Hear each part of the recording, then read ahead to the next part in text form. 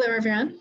My name is Jennifer Wardell. We're going to go ahead and get started. And the first thing I want to do to make sure you can actually hear me and see me is to do a little housekeeping even before introductions. Hopefully you are logged in onto the webinar through Zoom, as well as have dialed into the audio either through your telephone or your computer audio. And the first thing I'd love to have you do is get familiar with the control panel. So if you have a mouse available, if you can scroll to the bottom, it should pop up some controls for you. And I want to make sure you're aware of each of them. And the first things first is if you see something that says raise hand, go ahead and give that a try and raise your hand if you can hear me. Oh, it's working. Oh, love a good use of technology. I see at least half of you have raised your hand. So that means you found it and that you can hear me. So I'll take that as a good sign. That's Ada Shenjafi hovering in the background. I'll introduce her in a minute. You can put your hands down if you want or leave that up. I want to make sure you know that's available. That's just if you want to flag a problem, but we won't be using that much. We will have almost 100 folks joining us via webinar and some additional people through viewing parties today. So we aren't going to open things up to a phone conversation, but we are going to use both a question and answer section as well as a chat component. So you, again, at the bottom in your controls, you should see a chat option. And if you click that, that'll pop open a chat box for you if you click the thought bubble. And I would recommend keeping that open throughout the course of the webinar, because there are going to be points of time where we're asking you for your opinions. And so just to make sure that you know that that works, go ahead and open up your chat box and let us know where you are participating from today. Great, I see folks starting to feed in. Seattle, Yakima, Olympia, Tumwater, along with you, Kennewick, Spokane, amazing. Well, it's really exciting to have a statewide audience today. And go ahead and keep that open. That's really exciting. We'll definitely be asking you questions throughout the day. We also have a Q&A function, and that is where you can send questions to us. So we will have a question and answer section section at the end of the session. And so we'll be tracking the questions that come in, and we'll try to answer things as they come in, as well as at the end of the session. You'll see a few polls pop up throughout the session as well. So I believe that is the extent of what we need to do in terms of housekeeping. So I will go ahead and get started. And first and foremost, I guess second but foremost, I want to thank you all for participating and welcome you. This is the first, which will be a series of webinars hosted by the Washington Race Equity and Justice Initiative and with support from Just Lead Washington to help advocates and organizations who are working in the equity and justice community both figure out what it means to advance race equity and apply a racial equity lens to the work that we're doing both internally as organizations and the work that we do personally and individually, as well as the work that touches clients and community partners. So again, my name is Jennifer Wardell. I am the Executive Director of Just Lead Washington, and I am here with my colleagues who you will see and hear in a moment who are facilitating today. The first is Omid Bagheri, who is Just Lead's Director of Equity and Community Partnership. And the second is Ada Shenjafi, who is Just Lead's Senior Education Consultant and has had a variety of roles in the equity and justice community over the last, what is it, Ada, 35, 40, 42 years. Their bios are included in the webinar description, and they can add to that if they'd like. So Just Lead Washington is an organization that was formed about a year ago to grow and support the network of equity and justice advocates and organizations who are working across Washington state. So many of you are familiar with our Leadership Academy program. Our work kind of sits at the intersection of leadership development, race equity, and legal and community partnership. So part of that work includes providing staffing and coordination support to the Washington Race Equity and Justice Initiative, or REJI. Many of you are likely familiar with REJI. If not, we'll be sure to be promoting it throughout the session, and we'll send you information at the end of the session as well. Much like Just Lead is a network, and our role is to provide some coordination for the partners, the many partners of REJI who are working to do their own learning and development and figure out how to collaborate together to eradicate racially biased practices, policies, and procedures in the law and justice systems. So big tasks, but we're honored to be able to support this community of you all who are doing this important work. So with that, I'm going to turn things over to Omid and Ada. And please do not hesitate to raise your hand or send in questions through the question and answer function as we continue. Hello, everyone. Okay, there's the echo. The echo has dissipated. Looks like I'm a little bright on this angle, but Ada can get in there. Perfect. Hi, everybody. Great to see you all. All right. Thank you, Jen, for kicking us off. Jen will be following along on the chat box and the Q&A as well. So definitely ping if y'all have any questions. I'll go over the agenda really quick. You have it up on your screens. So this is what we're going to try to cover today in the time that we have. This is material which many of you we've seen who's participating could be teaching yourselves. Certainly many of you are already familiar with this. If that's the case, just treat this as a refresher and a way back into resources that support your efforts in race equity work. And if you're new to this, it will be like a salad bar where there's a lot of information compressed into a short space, mostly so you are familiar with the terms. Part of our goal at REJI is to align a network statewide in the same lexicon or language so that when we're talking about race equity related work, we're using the same terms so we don't have to keep repeating ourselves or going over definitions, which takes a lot of time. So the agenda will start with basic information about social cognition and implicit bias. Then we'll move on to the implications of implicit bias and racial anxiety in terms of how those affect and permeate law and justice. We'll then talk about strategies for addressing power, privilege, and bias. And some of you are familiar with Dr. Leticia Nieto and her frameworks, target agent frameworks around status, rank, and power. We'll review that. And then finally, we'll be talking about organizational equity. And when we talk about organizations, it's not necessarily just limited to a single organization because hopefully many of you are working in collaborative partnerships with a variety of organizations working in alliance together. And then finally, we'll try to save some time for questions and answers.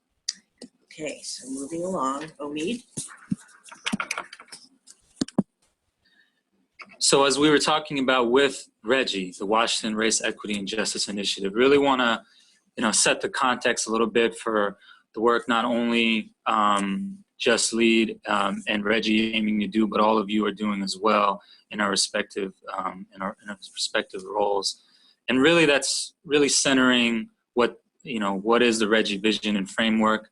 Really centering the role and deep and profound and impact that racism has had on our systems and institutions in a U.S. context. And we're going to, today we're going to talk mostly about the individual and interpersonal role of our unique relationship with race and racism.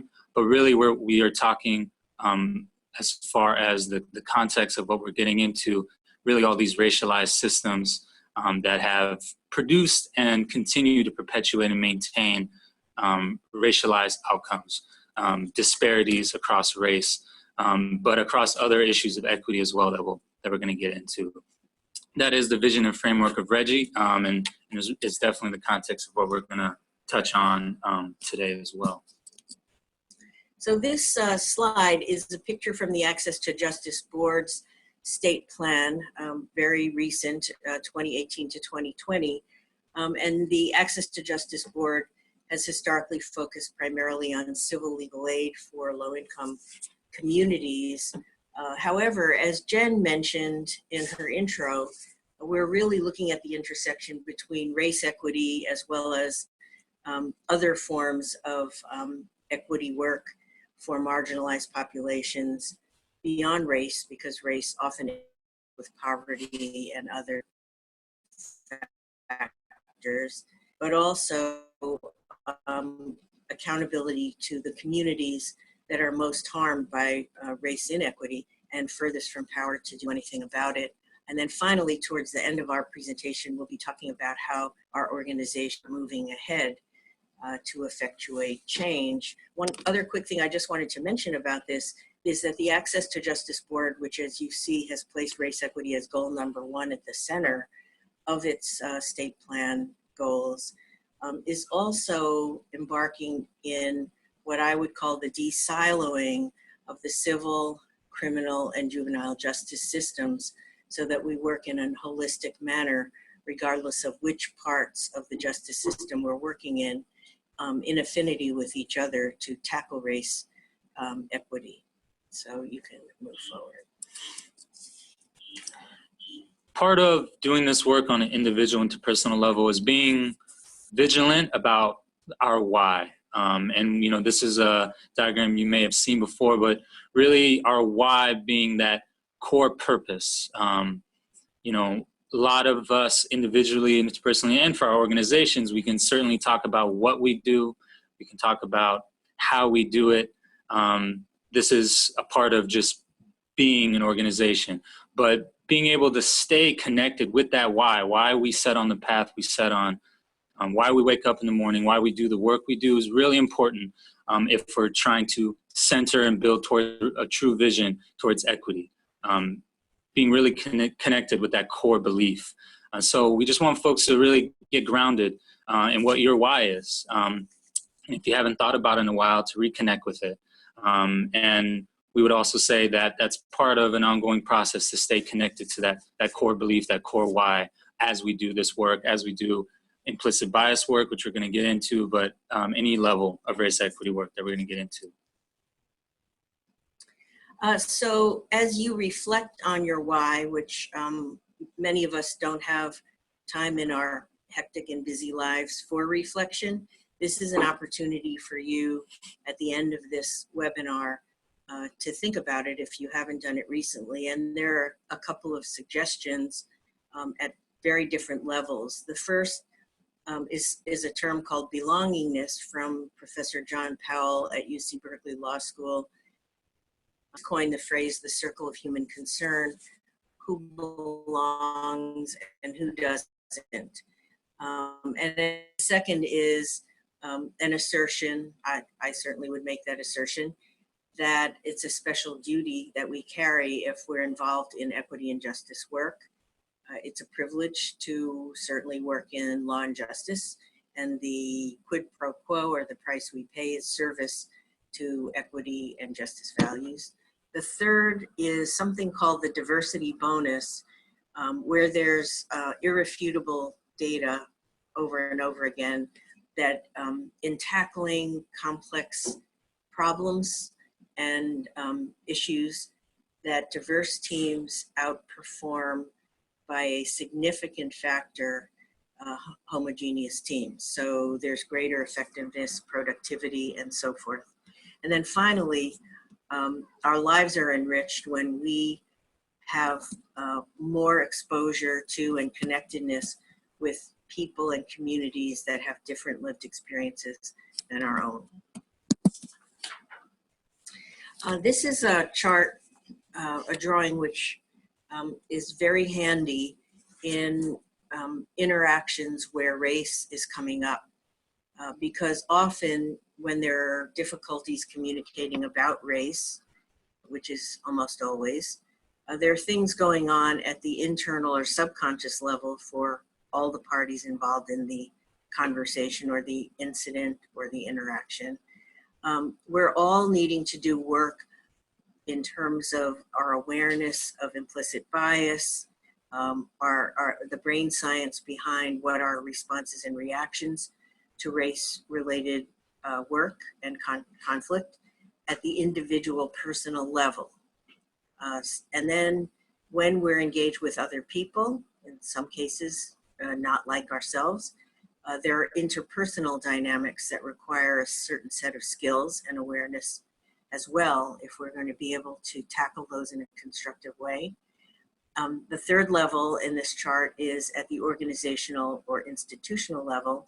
So many of us come from organizations that have high-flying mission statements about equity, inclusion, and diversity, but then our boards of directors, our staff, do not reflect that. The next level up is community, and whether we're connected with the communities most affected by race inequity, most harmed by that, and whether we're connected enough to be accountable to those communities and to make sure that our work with them, in partnership with them, is relevant to their concerns and responsive.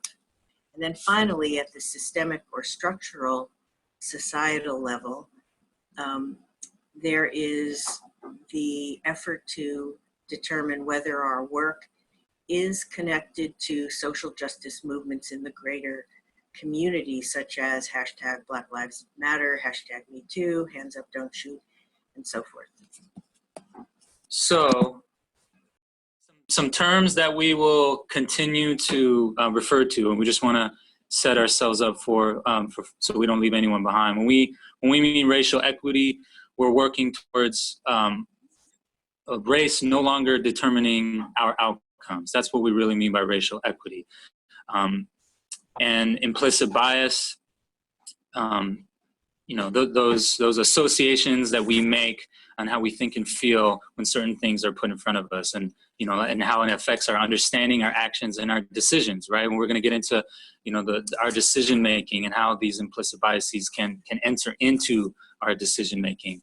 And when we say structural racialization, you know, we're talking about the social, economic, and political arrangements based on race. And when we talk about our systems and our individuals and even ourselves, we talk about that process of racialization, to be racialized. But really, it's that perpetuation of these economic and political arrangements that are harmful to us, dehumanize us, but obviously particularly have the most impact on communities of color. And again, when we talk about equity and equality, you know, equality is a term that, you know, we would say folks have certainly heard, and maybe folks have seen different slides and that kind of speak to this difference. But really, when we mean equity, we mean not simply giving everyone the same resources, but giving folks the resources they need with social and historical context. You know, none of the work we're doing and the inequities that we are trying to address happen by coincidence. So equity would say that we need to address the generational accumulation of wealth and resources in some communities over others. Equality would say we give all communities the same resources. So equity is having those tough conversations about the context that we're operating within, and the context that the communities we're aiming to serve operate within. So this is a graphic. He runs a race equity project at the Haas Institute at UC Berkeley. And you can see there are people who are left outside of the circle and people who are allowed inside the circle. And in this construct, he talks about there being a shrinking amount of public space and a huge expansion of corporate space, a shrinking amount of private space that's affordable, and this resulting in a lot of people not belonging in either public space or private space. People who are homeless, people who are displaced are examples of those who are literally disposed of outside of the circle of human concern. What I've come to understand is that this construct is really less about who is in and who is defined out. It's really more about who is the gatekeeper who gets to decide who remains inside and is privileged by that, and who is thrown out.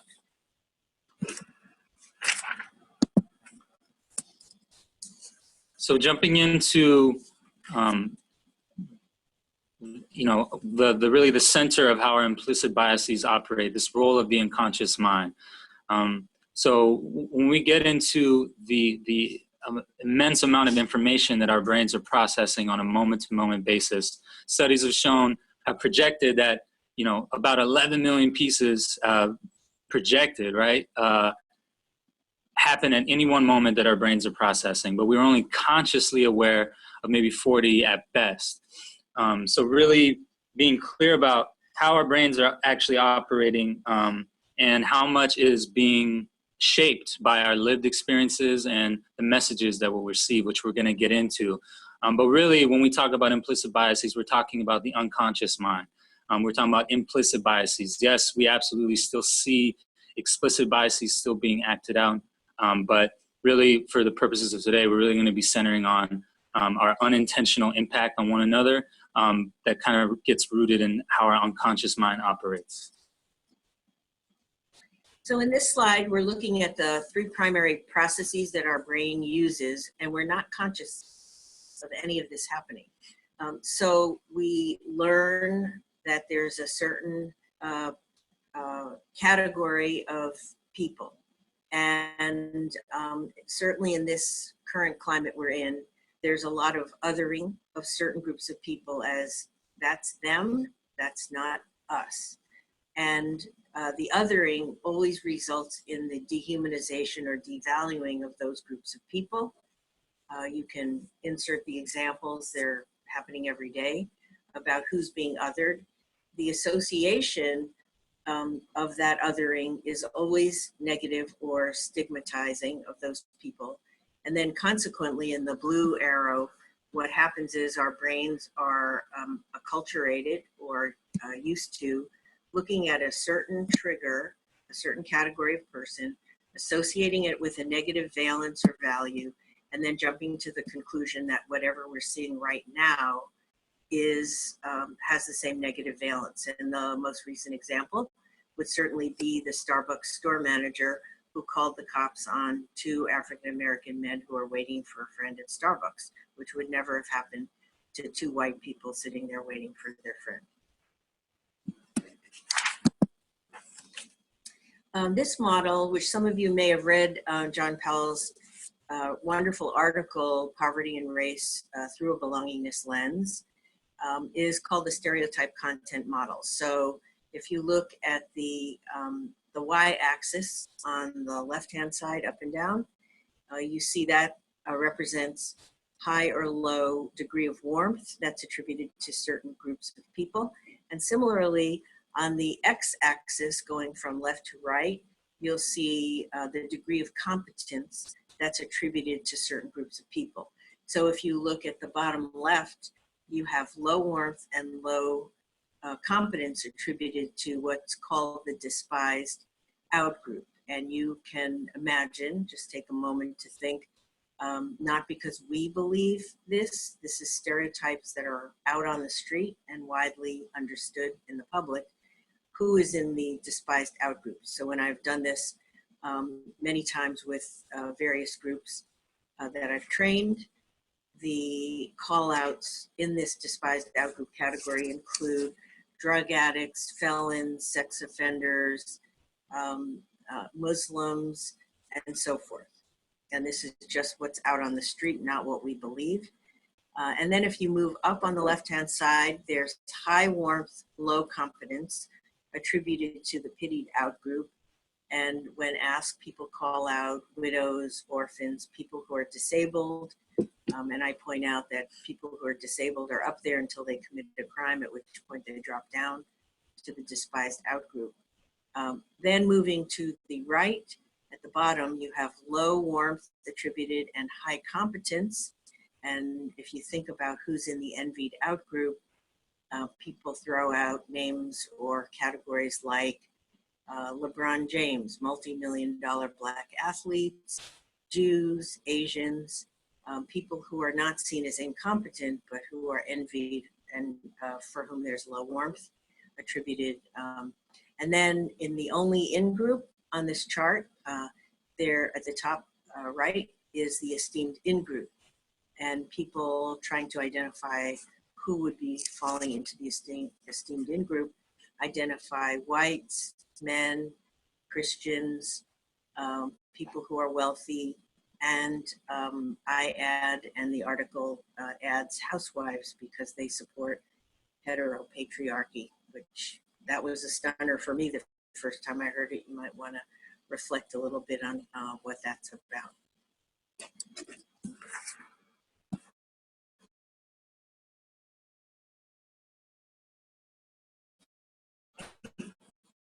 Okay, so now we're going to watch a quick video. Some of you have seen this already, just clockwise, counterclockwise. The cat is spinning. Go ahead.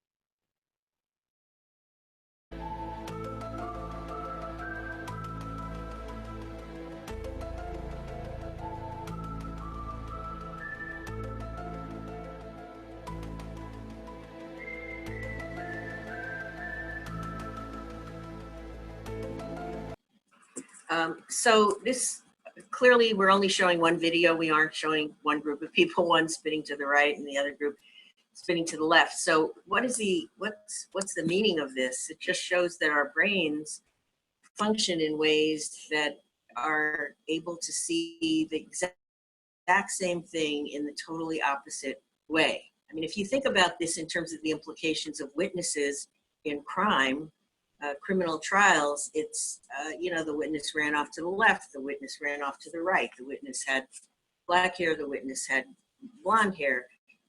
If we can't even agree on what we're seeing, and some people were able to switch. Some people have tried for hours to switch and cannot get it to switch in the other direction. So our brains are clearly doing something beyond our conscious control. Okay, so take a moment to attempt to read this.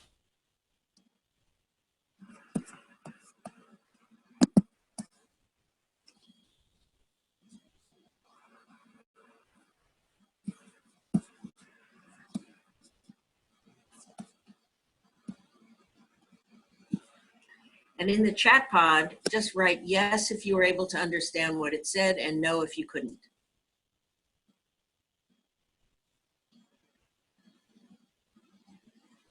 Unanimous yeses, and one I think so. So this shows you the incredible power of the brain. So remember the three arrows that talked about associations and then filling in the gaps at the end. So you're able to fill in and even correct, autocorrect mistakes, because the brain can fill in gaps even when there are errors or there's blanks. A literate adult reads at such a fast pace, even with the mistakes, that you can recognize a poorly spelled word and kind of fix it. However, when they are scrambled, if you think about this, if your job was to edit this so that it was correct, it would take you a lot longer because you would have to consciously focus on all the errors. Whereas just trying to read it, you just fill in the gaps and you could understand the content. So another interesting thing about the human brain, which has nothing to do with our conscious control. Okay, so here's another exercise to learn about your brain. And here we're going to state to yourself the color of the text that you see. Okay, so just do this on your own. And each word will appear in, go ahead.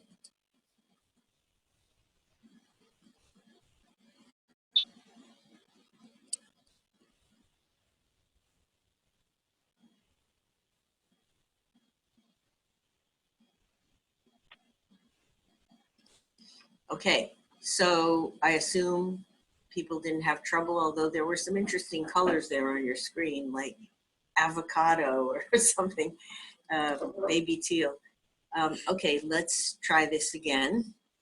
State the color of the text.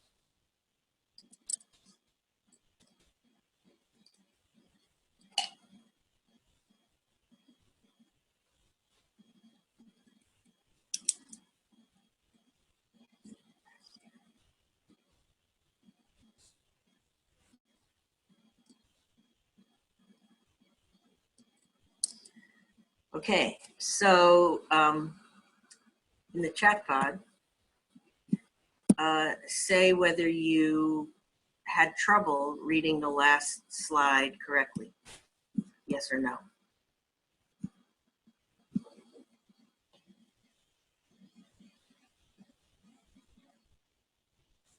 Some folks, it took longer for them to do it. Some definitely struggled. Some couldn't do it. A lot of folks were able to do it, but it took more thought, more concentration. Yeah, so this is because there's cognitive dissonance. The conscious part of your brain is trying really, really hard to do the task, which is to actually look at the color. But the unconscious part of the brain is so used to reading the text. So you read the text, even though the word green is in black, your brain wants to say green, even though the conscious brain wants to say black. And so that's why that conflict causes the need to pause and to become mindful of what you're doing in ways that are not automatic. So this is an example of cognitive dissonance, which is at the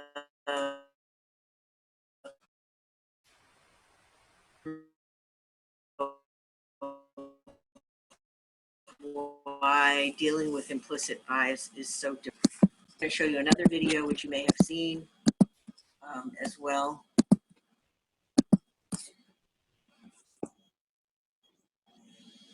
So watch this video.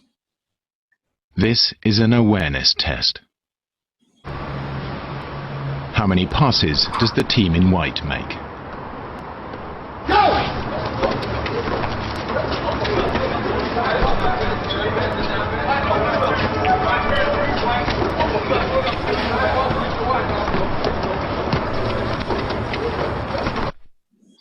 The answer is 13. But did you see the moonwalking bear? So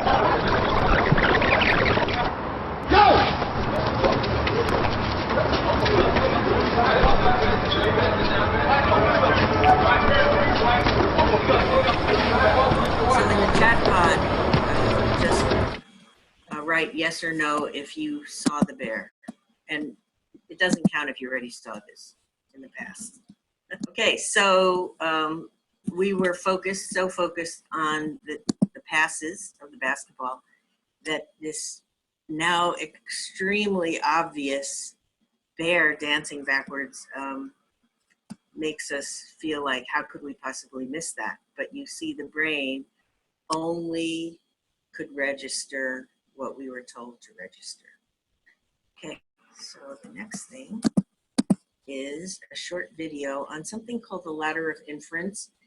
It's also been called the ladder of assumptions. And I first learned about this when I was at a training by Stephen Covey, who's like the cottage industry and the 7 habits of effective people. And he talked about running a training for 3 days and being exhausted and taking the train on his way home. And there was a man in a denim jumpsuit with his name, Quan, chain embroidered across his chest. And there were 2 little boys who were running wild in the car, knocking over Stephen Covey's briefcase. And he was getting more and more angry and making assumptions like, why can't these people control their children? How can he let these children run around like crazy and disrupt everybody? I'm so tired. I can't believe it. I'm going to say something to him. And he leans over and he sees that this man is sobbing and weeping uncontrollably. So he turns to him and he says, sir, what's wrong? And the man sobs and says, I don't know how to tell my 2 little boys that their mother has just passed away in the hospital. So Stephen Covey went right up the ladder. The higher up the ladder you go, the further you fall because you've completely made the wrong assumptions. So we're going to watch a short video that shows you how this ladder works.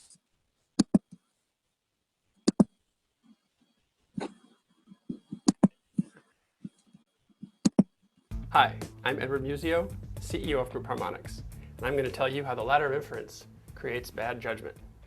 Have you ever gotten yourself in trouble by jumping to conclusions based upon what you saw in someone else's behavior? It happens more often than many of us realize. As a way of explaining this, Harvard business professor Chris Argyris defined what he called the ladder of inference, a set of 6 rungs on a metaphorical ladder that we climb to get from what we see to what we believe and what we do about it. Down here on the bottom rung is the first level. This is called observable data. Observable data is everything we might capture in a situation if we're capturing it with a camera. So let's say you're at a staff meeting with 5 of your employees. One of them is giving a presentation, pointing at the board. One of them is shifting in her chair, checking her BlackBerry. One of them is taking notes, etc. All of that is observable data. From there, you move to the next rung, which is selected data. It's too much data to process, so you select some of that data and you ignore the rest. Let's say you choose to focus in on the employee who's shifting in her chair, checking her watch, and checking her BlackBerry. From there, you move to the next rung, which is assumptions. Assumptions are where you start to add meaning. You might look at her and say, she seems uncomfortable. From there, you move to conclusions, the next rung. You might say, I think she's uncomfortable because there's something she doesn't want to say or doesn't want to share. Now, if you see that behavior a couple times, you might go to the next level, which is beliefs. Beliefs are what you come to think about the situation. You might come to believe that this employee doesn't share forthrightly when she has something to say. And if you believe that, you'll probably take action. You'll probably go off and do something, like start to ask her more questions directly to elicit those things she's just not saying. Now, why does this create bad judgment? The problem is there are 2 recursive loops here. The first one is from beliefs down to selected data. Our beliefs lead us to choices about which data we select. If you think this employee is untrustworthy, you're going to look at the data that proves it to you. You're going to ignore the data that doesn't. That's a recursive loop. The second loop goes from actions down to observable data. The actions you take, like asking her more questions in staff meetings, lead to situations, like chances for her to get uncomfortable, which lead you to more observable data in which she looks uncomfortable. Obviously, what you want to do is get in the habit of moving down the ladder. To do this, there are 2 simple rules. First, question your assumptions and your conclusions. So if you're seeing something in this employee that you've come to an assumption or a conclusion that she doesn't want to share something, ask yourself, what else could be going on? What data did I select? What data did I avoid? What else might have been going on that I couldn't see at all? Seek contrary data, even if you have to make it up.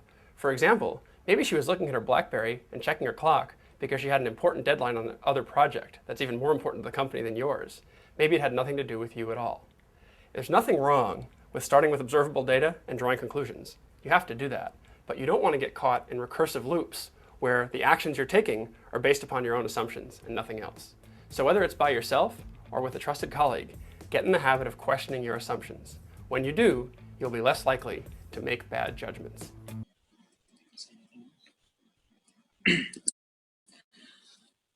So when we think about that slide and we think about the assumptions that we might have, we need to be thinking about where those assumptions might come from. So this question, where do our implicit social cognitions come from? You know, our associations of how we think and feel when things are grouped together, like Ada was speaking to earlier, the way we categorize things unconsciously happens at a very early age. We begin to develop all those associations of how to think and feel, and the messages that we receive by our parents, friends, media, all of these ways that we are socialized to think and feel in certain ways when it comes to interacting with each other and interacting with social groups that we identify with, social groups that we don't identify with. So when we start to bring in this issues around equity and we talk about race, class, gender, ability, sexuality, we start to see when you put all these things together in an equation where all these different socializations, positive and negative associations, how they can be harmful and how they can strengthen over time. They become automatic, unintentional, and it can start to enter into our decision-making despite our best intentions. But really, you know, for us being really clear on how every day, regular, these messages and these social cognitions get reinforced, they get maintained, if we're not vigilant, if we're not interrogating them, if we're not trying to understand it and transcend it. And one way we've been able to, at least on the scientific side, see that in a peer-reviewed way is the implicit association tests that were really created in, I believe it was 1998, and really try and capture those associations that we have between different social groups in particular. And if you haven't already taken one of these tests, definitely, you know, is an exercise to kind of to start that process and start building that self-awareness of what sort of associations you might have. And, you know, the key findings are certainly that implicit biases are pervasive, and that, again, it's unintentional. We are unaware of them. And that if they are unconsciously, if we are internalizing these things, then it is clear that it will lead to our how we behave, and it will predict our behavior, and how they can operate at different degrees as well. And they change. They can be changed, most definitely. So part of the reason why doing race equity work is so challenging is because of something that's been termed race anxiety. And racial anxiety occurs in both white identified people as well as people of color, but it's different. So for white identified people, race anxiety is the fear that you will be perceived to be racist or have racial bias. And if you're a person of color, the race anxiety emanates out of your fear that you will be perceived as the negative stereotype that's attributed to your group. And this causes, race anxiety causes something called, well, something that we know as psychic distress. And we don't want to be tagged as either racist or as somebody who fits within a racialized group's stereotypes. And in order to reduce psychic distress of race anxiety, people who are white identified tend to use something called analogy. So my great-grandfather came over in the potato famine from Ireland, or my people couldn't get a job because they came over here through Ellis Island and they were discriminated against, or I'm a woman and a judge, and whenever I go to a conference, the male judges are all standing in the corner and they don't include me. So they use analogy of discriminatory treatment as a way to reduce their sense of race anxiety. And then for people of color, they tend to use history. So when an incident arises, as you had with Professor Henry Louis Gates in Cambridge a number of years ago, where the neighbor called the police because they saw a black man fiddling with his keys on the porch of his own house. And in that situation, Professor Gates, who's African-American, used history, like, oh, of course you would come and arrest someone in front of their own house because they're black, because of slavery, the old Jim Crow, the new Jim Crow, or we might bring up the Trail of Tears, Japanese internment, the history of the Chinese Exclusion Act, and so forth. So if people of color are using history and white identified people are using analogy about that, there can no actual communication when people are speaking at each other in cross purposes. This is a really helpful drawing to understand how we cope, and coping is not a compliment, it's just surviving through a deeply threatening or triggering moment. These are all done at the unconscious or subconscious level. So when we enter into a space that's threatening, which is any conversation about race, our responses, autonomic nervous system, lower brainstem responses, might include any of these behaviors of fight or run away, flight. So everybody's familiar with that, fight or flight. We might freeze because we're terrified that anything we do or say will just make things worse, and we just really don't know what to say. Appease is the impulse, again, not conscious. to run in and rescue the situation, even if it's not necessarily appropriate for you to do that. And similarly, if the disassociation is when you cannot physically leave the space, but you mentally exit the premises by thinking about your laundry or your grocery list. So this is really helpful in understanding not only your own behavior, but the reactions and to locate where somebody's response to an incident is coming from.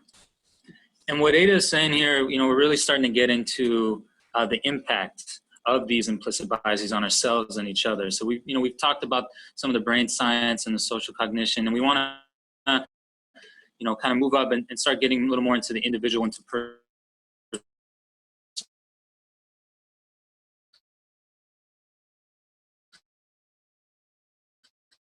So we are all coming, but if we can understand and interrogate what we've internalized, the social cognitions and our implicit biases, then we can better and positively impact one another while we're working, and be able to kind of surface what our assumptions are and all these associations that we've been talking about. But really, we're focusing on that impact piece. That's ultimately where the work is, and how we will build relationships and kind of work past our differences and with our differences. And, as far as some examples of that implicit biases, we're going to ask y'all to have a moment to think of some that you might come up with yourselves. But these are just a few examples, whether it's in healthcare, whether it's just in our workplace culture, or of course, as we see in the law and justice systems, that disproportionately impact and target Black, Brown, and Native Indigenous communities in longer sentencing in this case, but in general, and how we see the school to prison pipeline and other things really impacting communities of color. Yeah, such as disproportionality in foster care and dependency for kids. So this slide,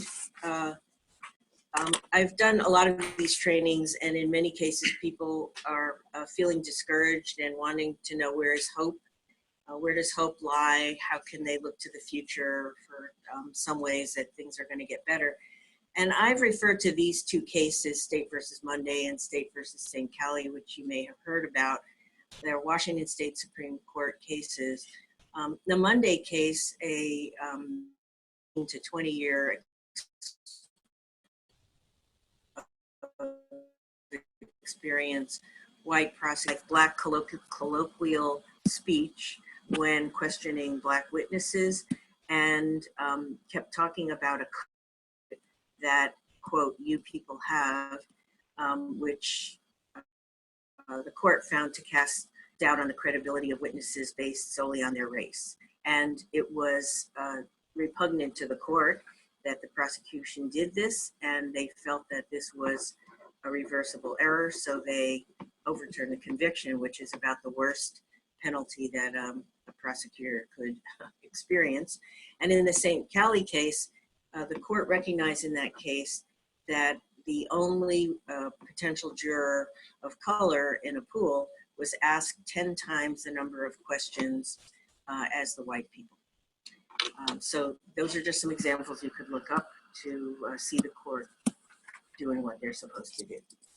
So we just want to spend just a few minutes, either through the chat box, if you're as an individual, if you're watching alone, but for the folks who are watching in groups, to really think about some examples where you've seen implicit or even explicit bias coming into play, and how you think those examples you come up with are in contrast to the core values and what you collectively are seeking to do. So we're just going to spend a few minutes to surface and have some space to reflect on these questions.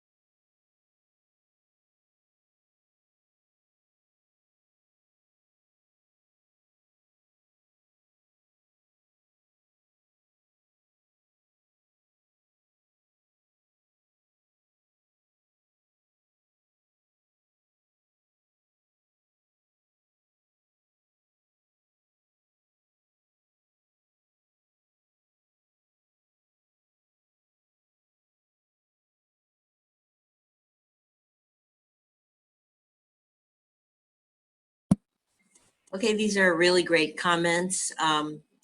One thing that we have to do another webinar is the intersectionality between race, poverty, disability, misogyny, ableism, and so forth.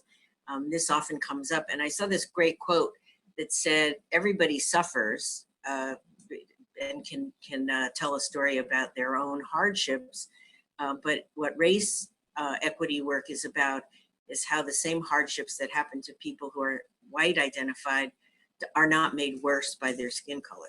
And I thought that was a great and helpful quote. And also we end up with what has been called the oppression Olympics, who suffers more. But race is almost always the first topic to be deflected because of the brain science we discussed earlier. So these are great questions that will fuel future webinars and future discussion. We will try to follow up. Go ahead. Okay, so many of you may be familiar with Dr. Leticia Nieto. This is the cover of her book. Some of you have done this in book groups, and it's highly recommended. We've been told to hurry up. So the basic framework that Dr. Nieto uses is this bullseye. I know we had another bullseye earlier for the why, the how, and the what, but this is different. And she talks about status, rank, and power. And very briefly, the outer ring is externally conferred status, meaning it can be taken away. So General David Petraeus was a 4-star general on Tuesday. He misbehaved and he was stripped of his rank. And on Wednesday, he was no longer to him as a status, and then it was taken away. The next, and Omid will talk about social rank categories, but these are socially ascribed categories such as age, religion, ethnicity, and race, and so forth. And the basic framework is that you can be either an agent, meaning you're in the default power group within the belongingness circle, or you're a target, which is marginalized or not in the power default group. And then the inner circle is power, which I like to say is power with a small p. It's not positional authority. It's in fact the opposite of that, which is looking at how you and we all live our lives wholly consistent with these core transcendent universal values in which we believe. So we're going to move to the middle area, which is social rank. And that social rank circle kind of breaks down into what is called the addressing model, 9 different social rank categories. Everything from age and disability to religion, and of course race, as well as sexual orientation, social class, ethnicity, which is being used here, and indigenous heritage, national origin, and gender. And for each of these, you know, like using myself as an example, you know, we would be able to, should be able to identify where we are agents in these social rank categories and where we are targets.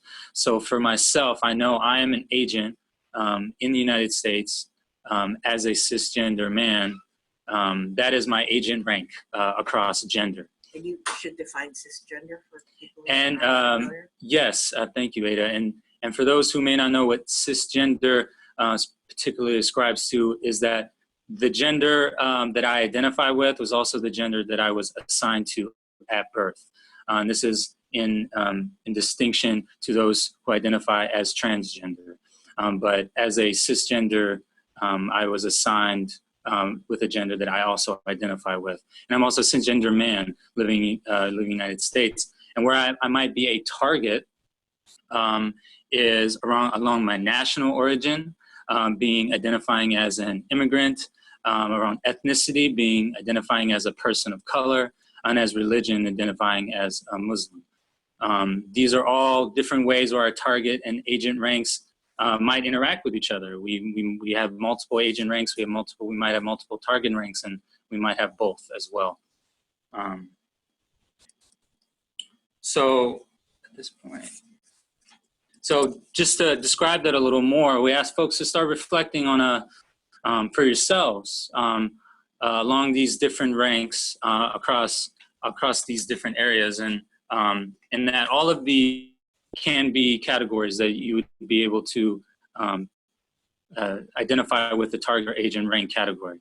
And we're going to ask folks to be able to have some more time to think about these. But before we do, along these different agent and targets, we're going to get into what that rank means for us. What skills do we need, as Dr. Nieto would say, to be able to use our agent rank and use our target rank towards race equity? And that's what Ada is going to walk us through with right now. Can you go back to the drawing of the person? Definitely. Yeah, so the last point about this drawing is, which I just heard recently, is that on the addressing model, whether you're an agent or a target, doesn't really matter in terms of what channels. You can imagine this is a TV screen, and you are playing all of these 9 channels all the time. You can't not play them.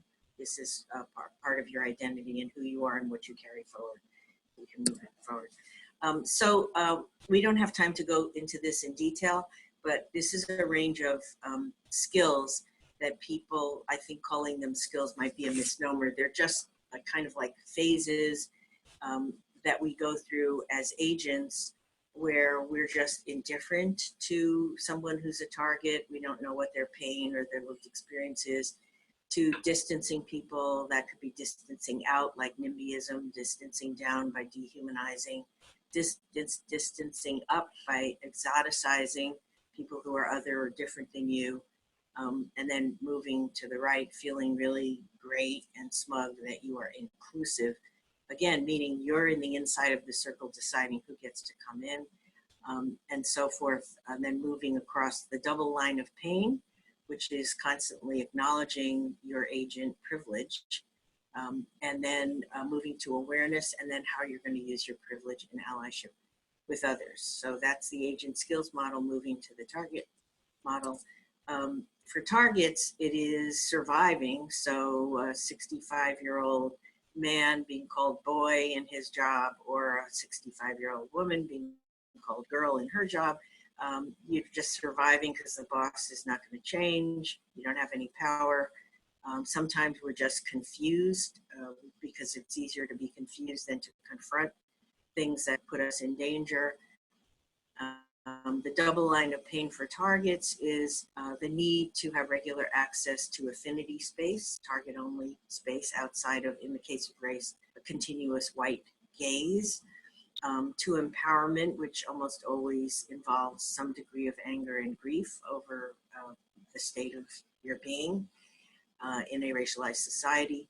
Moving to the right towards a more strategic approach to what you're going to do about it, all the way over to recentering, so that you're no longer reacting to agent values and agent dictates about how you're going to run your life.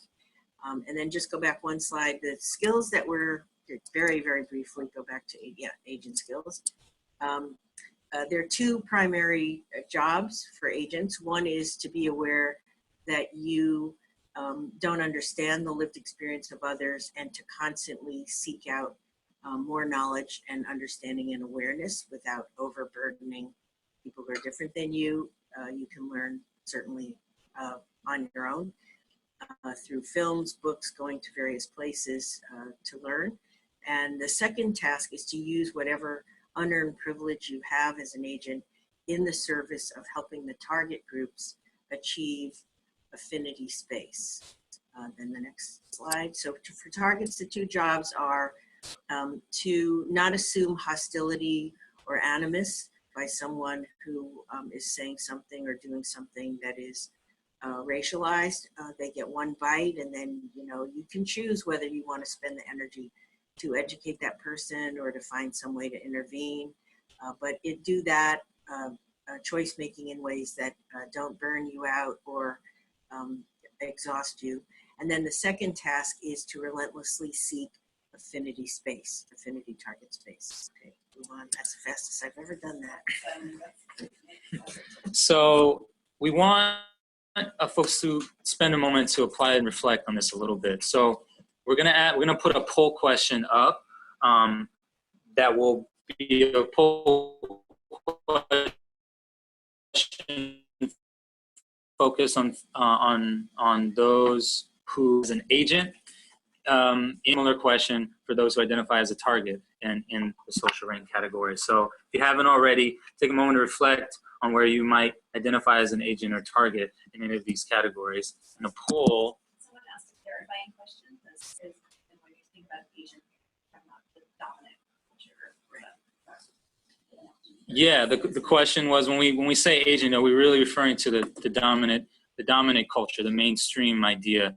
And that short answer is yes. So, you know, if I'm, for example, if I, again, use myself, if we're talking about how I identify as an agent along sexual orientation, as someone who identifies as heterosexual, to use this addressing model, that is certainly what we see when we see heteronormative sexism get operated by those who are men, who are straight, who are white identified, being the, you know, privileged, dominant a person that we see and that gets centered. And capable of oppressing people who are in the target group. So we're gonna launch this question. And for those, you'll see it pop up on your end. Just take a moment and we're gonna wait for responses to come in, and then we'll share those results.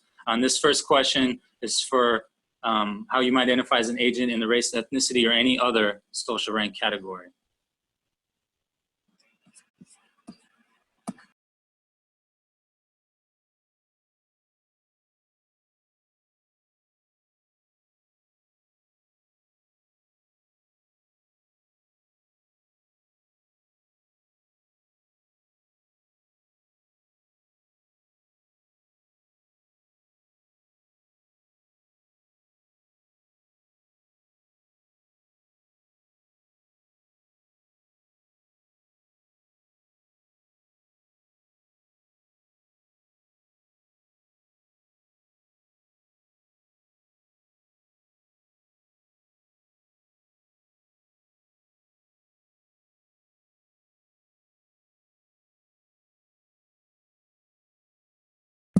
This is great. All these responses are coming in. Can I just respond to the question about atheists? So yes.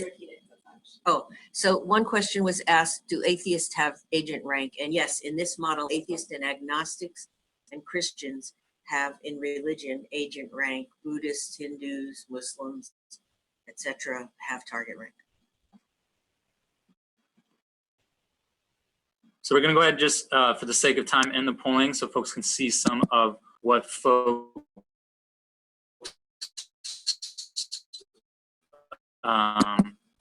voted for the first option.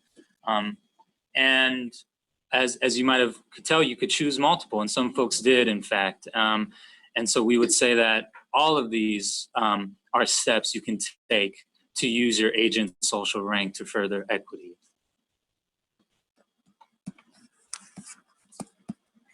Targets.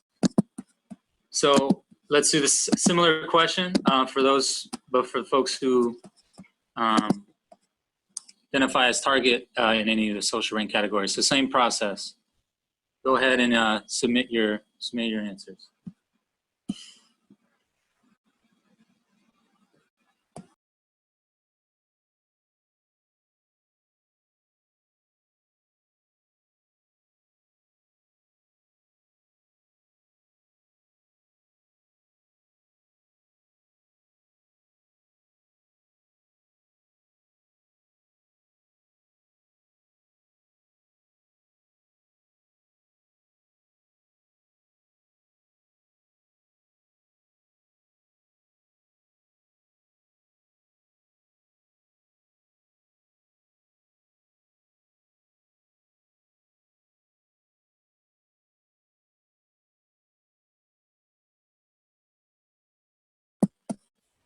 Awesome, this is great.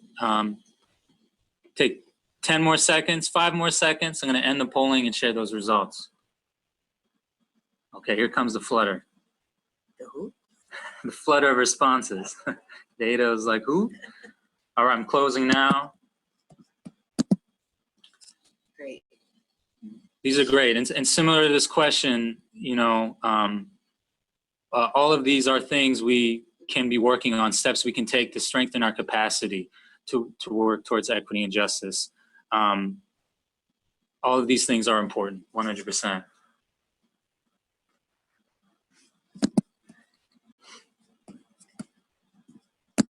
Okay. This is your next slide. So, you know, some folks already raise this idea when we talk about these agent ranks, we're talking about the dominant culture and what social groups are centered and uplifted. And just really to circle back to what Ada explained as the circle of human concern from John Powell, and that, you know, for those who have agent ranks, to use John Powell's circle of human concern, you know, there's a sense of exclusion come dominant cultural oppression begin, because those who have that sense of belonging or in the circle of human concern get centered, get humanized by default. And really that's where we see this intersection of implicit bias and culture. And despite all of us having implicit biases, we do have a different role and we do walk through our society in the US differently. Okay, so in the interest of time and trying to make sure there's room for people to move on to what do they do in their organizations, this slide just talks about general categories of how we debias. And there are four main ways: motivation to debias within, say, an organization, environment, the environment we're living and working in, exposure to others' lived experience, and then procedural changes in how we operate. And so let's just skip over these slides, and I'll just say that there's a really great article on debiasing that is in the resources for REJI, and I'll just refer you there so that we can get through everything we want to. Keep going. There's a really great article also, in case you haven't had a chance to read it. It is more than 80 pages, and my recommendation is you just skip to the middle where Judge Mark Bennett, a federal judge, and Jerry Kung, who's the king of critical race theory in law schools, that they, towards the back half, after they explain implicit bias and so forth, actually talk about what you can do about it in the context of the courtroom. So very worth taking a look at that. Again, that's available to you as a resource. And if you haven't already seen REJI's acknowledgements and commitments, this commitment we put in here just to center that, you know, doing this active ongoing learning on an individual and interpersonal level to understand how our behavior and impact on ourselves and each other may have been racialized is part of the work. That's part of the race equity work. So we just want to center that. And it's ongoing and it's a lifelong process, but something that we need to seek and center and do on our individual commitment basis. And you know, when we talk about operationalizing equity, we're really talking about being explicit and being intentional, kind of putting race and racism and equity on the agenda is what we need to do to be able to really understand where our choice points are, where are those decision-making points that can be racialized and lead to a negative impact, and to understand how all those choice points being impacted can accumulate and it can lead to the really profound negative impact that we see when it comes to racial inequity. Is there anything you would want to add here? Well, I would just say that this slide is helpful in revealing that the status quo is so based on the automatic pilot or unconscious level of just letting things go the way they've always gone. And then on the right side, culture change, which requires conscious, strategic, and intentional change. And so you have to be in the colloquial parlance woke at every step. And it's just a ton of work. You have to be patient about this and find your people who will be with you as you move through this difficult process. So this slide gives you examples of very specific things that you need to do in any organization to change the culture. So here's one poll question we'd love for folks to just take a few minutes and answer, kind of related to this idea of operationalizing equity in our work. So take a few moments, read the questions, submit your responses. We'll spend just a little bit of time before we move on here.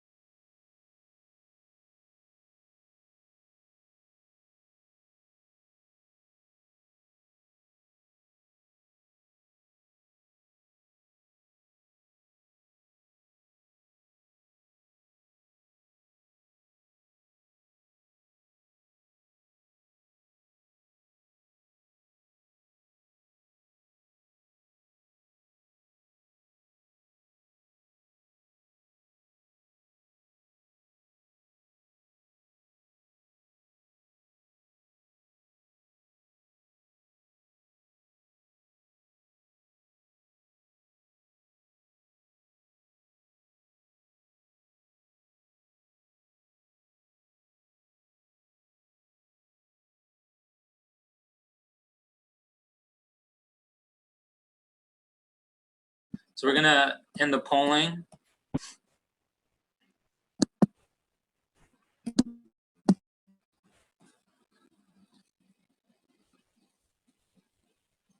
This is really great. Can you hear us? Oh, okay. Okay, I love these responses because sharing the identified patterns within the organization, it's completely the first step in organizational change. It's why REJI is focused on organizational assessment as a tool. So we almost have 100% of people understanding that that has to happen in order for an organization to make change. So that's great. We have 3 participants raising their hand. Oh, okay. So you want to go back to the question, the chat pod? Yeah, you want to repeat the question? Yeah. Oh, I don't have it. We're going back to a question somebody's asked. So if I could rephrase, because this is a question that comes up a lot, is that, and this comes up in white affinity group space a lot, which is how do people who hold agent status engage in this continuous learning that we suggested without burdening targeted folks to share their lived experience over and over again? Okay, this shows that I went too fast over these slides. So remember, in debiasing, exposure is the top right. This is a slide of Chinese Lunar New Year and the Lion Dance, and it shows a very mixed group of people. There are always community events going on where if we move our butts, we can enter space where we're actually invited to learn about differences, and people want us to learn about their different lived experience. Communities of color are very generous and open about this and understand it's a really important thing for them to do. And so you can do that. And then there's a long list of movies and films and books that you can also read. And then finally, if you have people who have a different lived experience that you want to know more about, you can ask them for permission. People ask me for permission. Can you tell me about, your culture? And if I have the energy to do it, I say sure. And if I don't, I say no, but usually we'll refer them to some resource. So that's one way. Or to Google it. Yeah, to Google it. Yeah. And what was the rest of that question? Well, those are the mechanisms that you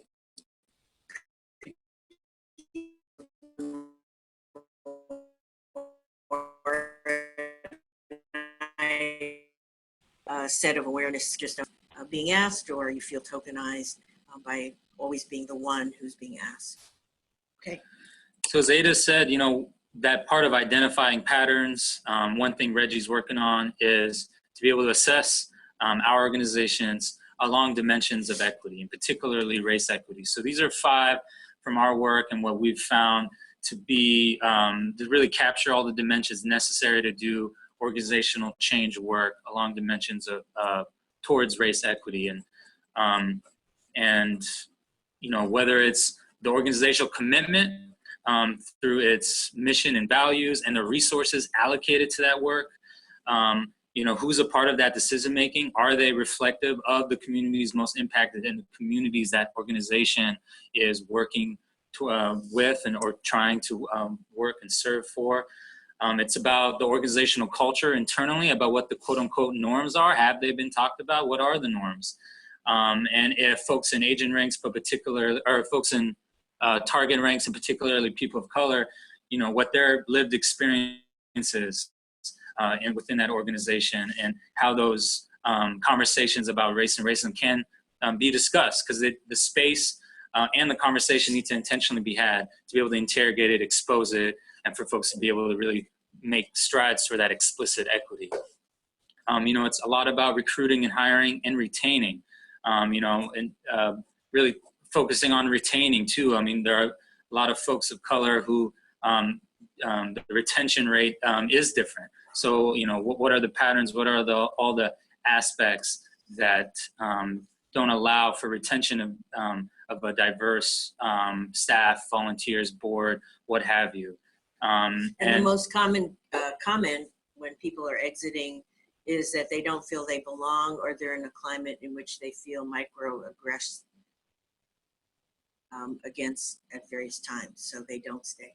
And, you know, then the last two dimensions is building that accountability and partnership with communities most impacted. You know, how is that work relational? You know, that accountability, that partnership must be about relationship building. It must be about impacted communities being a part of the decision making, feeling at least a sense of ownership in how those decisions are being made, and do they even understand the decisions as they're being made? Can there be responsiveness to things when decisions are made, and how that community voice gets integrated in how the organization processes their work? And connected to that, it's applying, you know, that race and equity lens to all decisions that this organization's making for programs and advocacy, and discussing how it benefits or undermines equity. Does it benefit or undermine the work being done? And is it harmful, or is it having a positive impact on the communities that the organization is aiming to serve, and communities most impacted? We want to continue to be helpful, and so we have a poll question here for folks to be able to kind of flag which of these dimensions would be useful for you and your organization, and a few other options here to get a sense of where people are at right now with what they would find most useful as far as what the organization is focusing on or trying to have some conversations on to be able to do race equity work in particular. This is certainly something that we are constantly trying to be in relationship, have feedback, folks in the REJI community and folks of you on this webinar, to get a sense of where folks are at, so we can continue to develop resources and provide more webinars and more materials for folks to be able to do this work collectively together.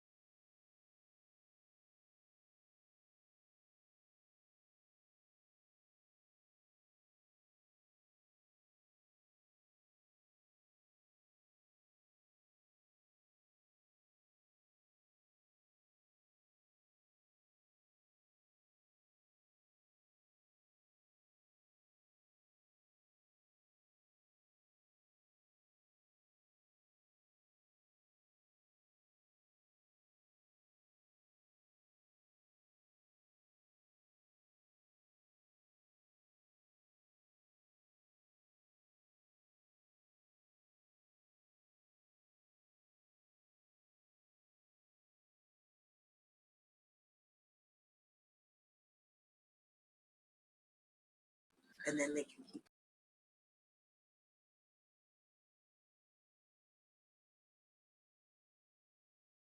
All right, so we're gonna end polling here, share what folks voted on.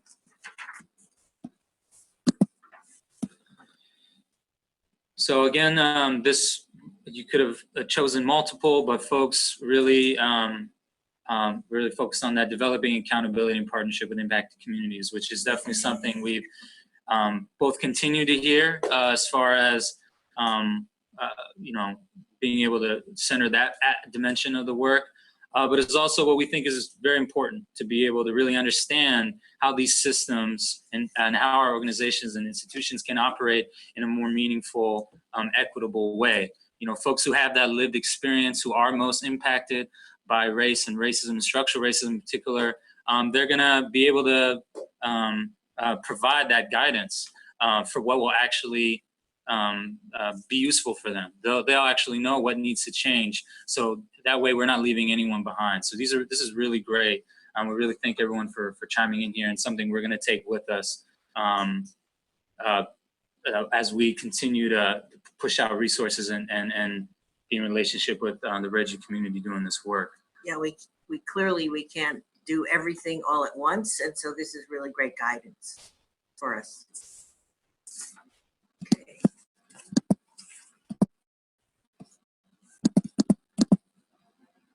So we're gonna, with the little time we have left, one, if folks are willing to stay on, we are willing to stay on. So we're gonna stay here as long as folks, well, not as long as folks might be interested, but I'm sure we all got somewhere to be eventually, but we'll stay on for a little bit longer to have some time for Q&A. And as those, if you have questions, please submit them on the Q&A button so we can, I know some folks have already, and we'll queue those up. But as folks are coming up with questions, if they do wanna sign on, we want to just leave with some reflection questions to take with you. And these really center on the individual interpersonal work and implicit bias work that we've been talking about, and that we're doing a lot of work on, and that we'll be pushing out more webinars and materials in the future on. But you know, part of this individual work is having that commitment. So what steps are you taking, can you take to further your individual learning and development, your organizational learning and development as well. And how are you being impact conscious with the relationships you have in your personal and professional lives along these these target ranks and agent ranks, but in particularly along lines of race. So at this point, we'll kind of give it up to to any Q&A. Well, no, we're going to talk about next steps, and then we're good. Oh, got you. Stay on if they want. You know. Cool. Jen's going to come in here and support a little bit. And we're going to end here with next steps for those who have to get going right at the end of our time together.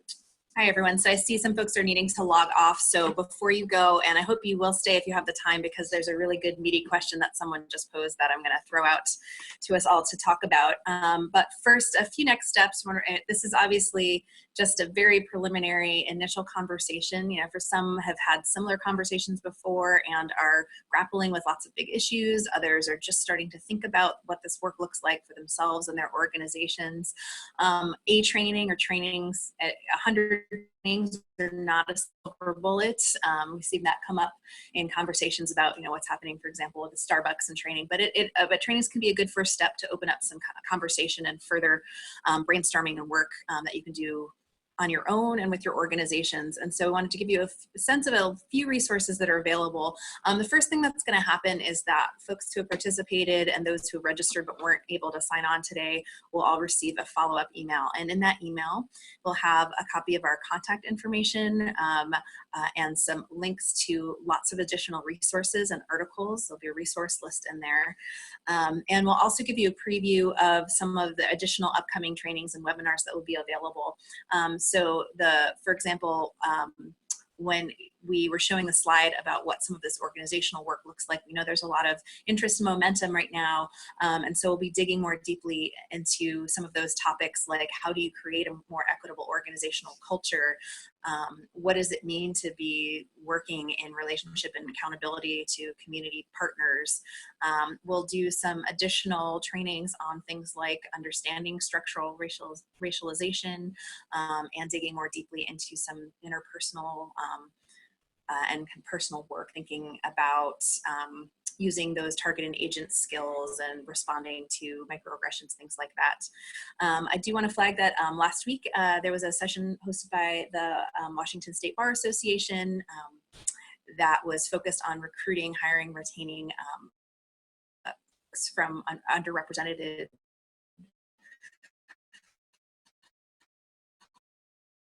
populations in the legal profession, and so we'll show.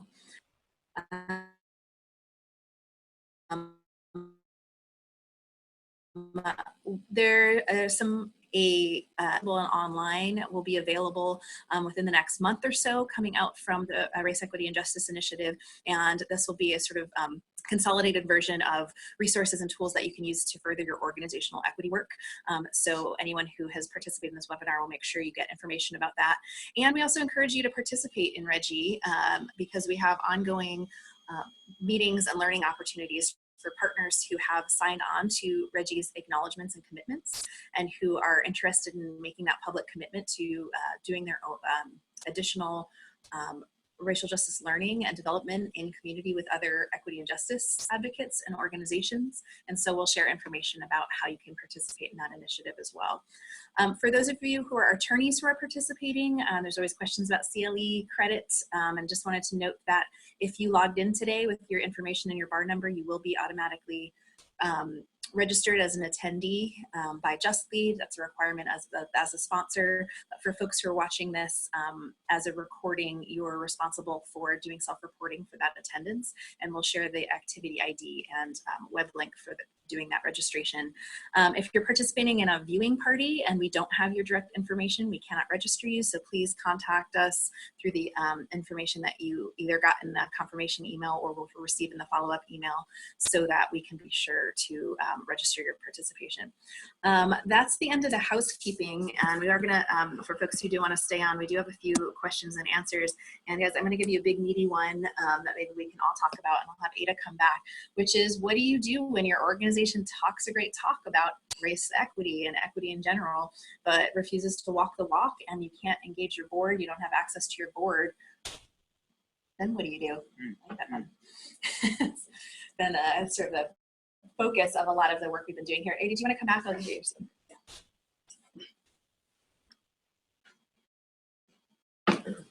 Want to take the first stab at that one? Sure. For a number of years, almost a decade, I taught at Seattle U Law School, and the first thing I told my law students was, whatever social justice job you go into, because those are the only students who came to my class, were the students who were interested in that, I said, pull down the history of your organization's mission statements, or whatever they call it. People call it different things. And memorize it, learn the history, and know the talk better than the director knows it. And then start identifying places where the talk is dissonant from the actual day-to-day work that's going on. And once you have identified that, then there are different strategies that you can have for flagging that in, of course, respectful ways that are meant to make the organization better. So when I was a new lawyer many years ago, there was a policy in my legal aid organization where we just didn't represent any youth or juveniles. And our mission statement didn't exclude any people, especially marginalized people. So when we were at a staff meeting, I said, here's our mission statement.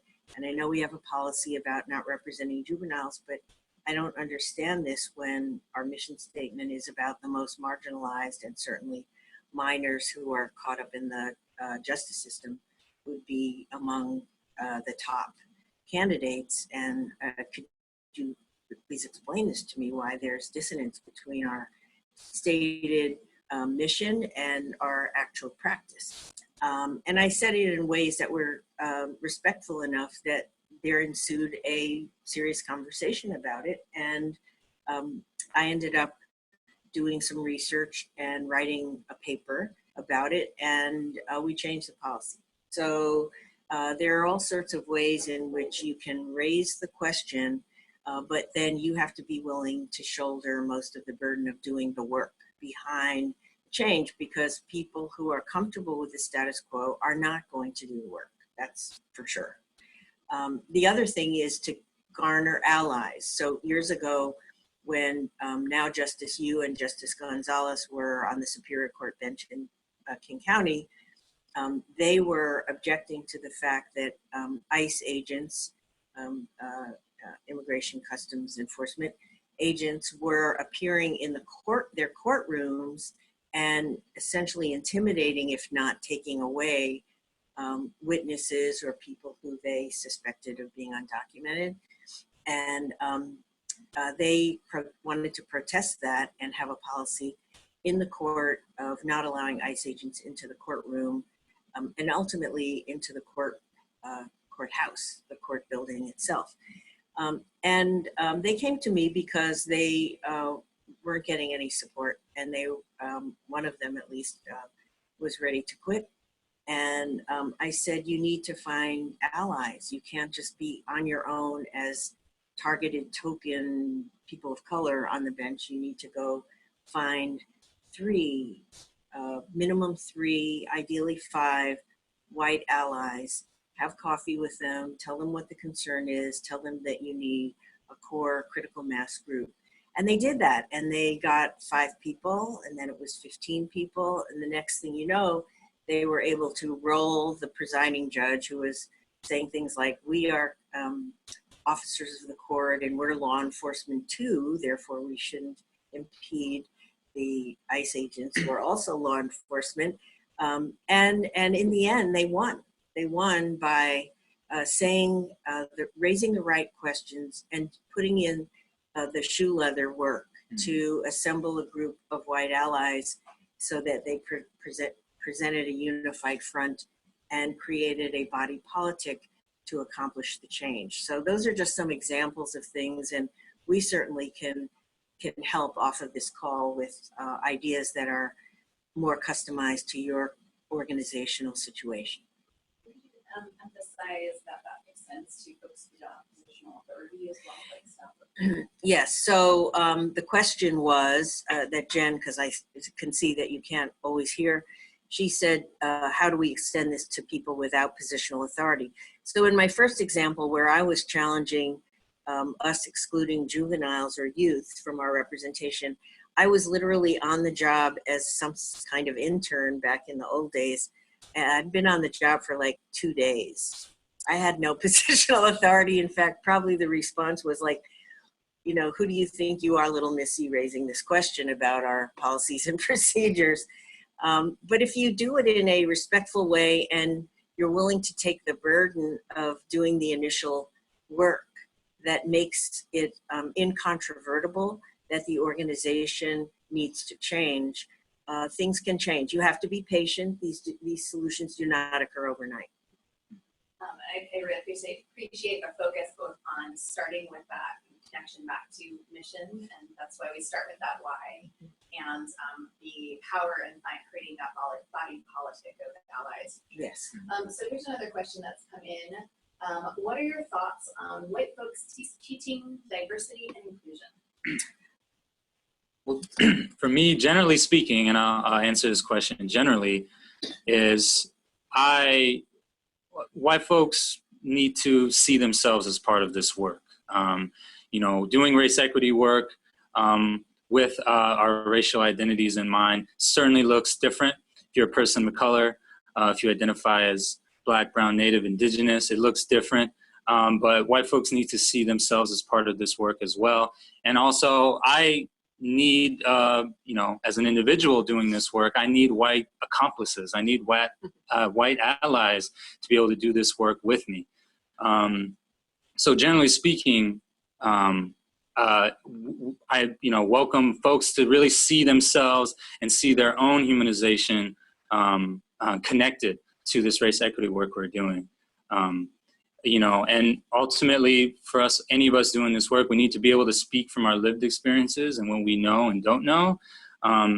So regardless of how we identify, but particularly for those who are white, which, to use the dominant target model that we were referring to as a way of looking at it, certainly I would say folks white identified need to have an understanding that their lived experience is different. And if they are a target rank as a white person in the United States, that they won't have that lived experience of what people of color have. And for that to really shine through in any diversity inclusion work they are doing would certainly be critical and necessary to really be centered in our lived experiences and really understand how we have collective work to do together, but we do operate and move about the world in a different way as well.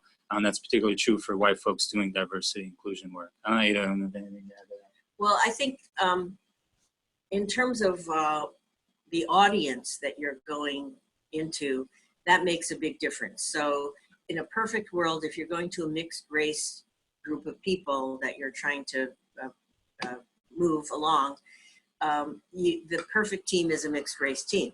So it would be Jen and Omid, or Jen and me. It wouldn't be me and Omid, who are both people of color. If you're going to an all-white group, it's passable, I think, to not have a person of color, because that will trigger some of the white identified people. I've had people own up to the fact that my existence triggers them into feeling accused of being racist, which I certainly is not my goal.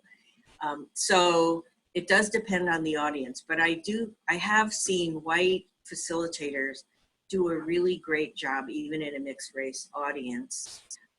And one thing that we've had in the Just Leads Leadership Academy are two amazing stories by white men who tell a story about waking up to their white male privilege. And if we can get them to record those at some point, which I think we probably could do, they're really good examples of how one owns one's white skin privilege and conveys that to the audience in ways that have the necessary humility. So one example is that this term allyship, which is controversial, in Nieto speak, Dr. Nieto speak, allyship is a status you cannot confer upon yourself. Allyship has to be conferred on you by communities of color, in the case of race. However, when it's being used as a term, it's an aspirational state of behavior that would have communities of color afford you that status. So it's a tricky term in that way, but it's still very useful because it's what the goal is. The goal is to be seen and perceived rightly as a person who is behaving in ways that are seen as allied. So I don't know if that's helpful or not. All right. So that sums it up for our time today. And look for that follow-up link that Jen mentioned. All those who registered will be able to have access to this recording, and we'll plug in with more resources and look out for all upcoming REJI stuff coming up. Thank you so much for everyone who stuck around, who's still here, and we will talk soon.